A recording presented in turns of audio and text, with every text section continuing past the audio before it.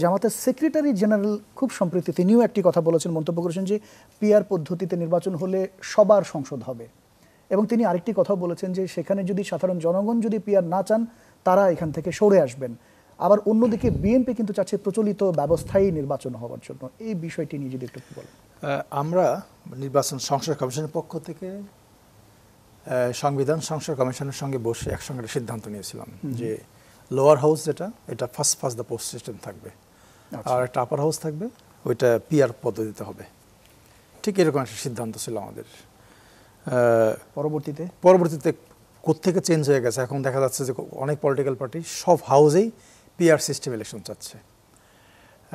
কিন্তু পিআর সিস্টেমটা কিন্তু বাংলাদেশের মানুষ এখন ভালো করে বোঝে না, যদি এটা নতুন কোনো কিছু না, অনেক পুরনো জিনিস। সংস্কার কমিশন যারা কাজ করছেন তাদেরকেও এমফাসাইজ করার মতো লোকজন আছেন। হ্যাঁ, নিশ্চয় আছে, এমফাসাইজ করছেন তো, এখন লোয়ার হাউসে চাচ্ছেন। এবং আমি যেটা বললাম যে অনেক পলিটিক্যাল পার্টি ইলেকশন কমিশনে গিয়েও বলতেছে আমরা এই পদ্ধতির নির্বাচন চাই না, আমরা লোয়ার হাউসেও পিআর সিস্টেমের নির্বাচন চাই। এখন আমি আগে তো বললাম যে ইলেকশন কমিশন এখানে কোনো কিছু করার নাই, তারা সংবিধান এবং আইন দ্বারা নির্বাচন পরিচালনা করবেন। তো এখন এই যে দাবি দেওয়াগুলো, এগুলো আসলে এক ধরনের জটিলতা সৃষ্টি করছে। এই যে এত বিভেদ এবং এক ধরনের, এই যে আমরা শুরুতে যেটা বললাম, এক ধরনের আনসার্টেনিটি, যে আমরা আসলে কোন দিকে যাচ্ছি। ইলেকশন মানে এখন মানুষের মধ্যে প্রশ্ন, ইলেকশন হবে নাকি হবে না, নানা রকম রিমার, নানা রকম আলাপ আলোচনা, গুজব যে ইলেকশন হবে না, ইলেকশন হবে, এরকম আলাপ আলোচনা। আপনি দেখেন যে বিএনপি, আমার কাছে মনে হয় বিএনপির সব নাম্বার 1 এজেন্ডা হচ্ছে এখন নির্বাচন। নাম্বার 1 এজেন্ডা ফেব্রুয়ারি নির্বাচন, সবচেয়ে বড় এজেন্ডা। তাদের মধ্যে কিন্তু এক ধরনের সন্দেহ কাজ করছে। আপনি তাদের স্টেটমেন্টগুলো দেখেন, মির্জা ফখরুল সাহেব থেকে শুরু করে অন্যান্য বিএনপির যারা সিনিয়র নেতা আছে, যখন তারা কথা বলে, তাদের যে স্টেটমেন্ট, তার মধ্যে এক ধরনের সন্দেহের একটা মেসেজ ওই স্টেটমেন্টের মধ্যে আছে। মানে তারাও হয়তো চিন্তা করছে যে ইলেকশন আসলে হবে কিনা, তারা একটা ভয় কাজ করছে তাদের মধ্যে। হ্যাঁ, তো এখন এই যে কথাগুলো, আমি এই জন্য বললাম যে ঐক্যমত দরকার, এবং ঐক্যমত দরকার যেগুলো আমাদের ভিন্ন মত আছে, যেমন নোট অফ ডিসেন্ট, এগুলো হয়তো জুলাই চার্টারে থাকতে পারে, আপনি আলাদা সেকশন করে দেন, যে সেকশনগুলো প্রত্যেকটা পলিটিক্যাল পার্টি একমত, সেটাকে আপনি এক পাশে রাখেন, আর যেটাতে ভিন্ন মত আছে, নোট অফ ডিসেন্ট আছে, আলাদা রাখেন। মানে কে কোন পার্টি বললো, দেখলো সবাই, জুলাই চার্টার যখন পাবলিশ হলো সবাই দেখলো, বাংলাদেশের মানুষ দেখলো, যারা অংশজন তারা দেখলো যে এরকম একটা প্রস্তাব ছিল, বিএনপি এই কথা বলে নোট অফ ডিসেন্ট দিয়েছে, জামাত ইসলাম এটাতে নোট অফ ডিসেন্ট দিয়েছে, এনসিপি এটাতে নোট অফ ডিসেন্ট, সবাই দেখলো। আচ্ছা, পলিটিক্যাল পার্টিগুলো অবস্থানটা মানুষ জানলো, অ্যাটলিস্ট সেটা থাকতে পারে।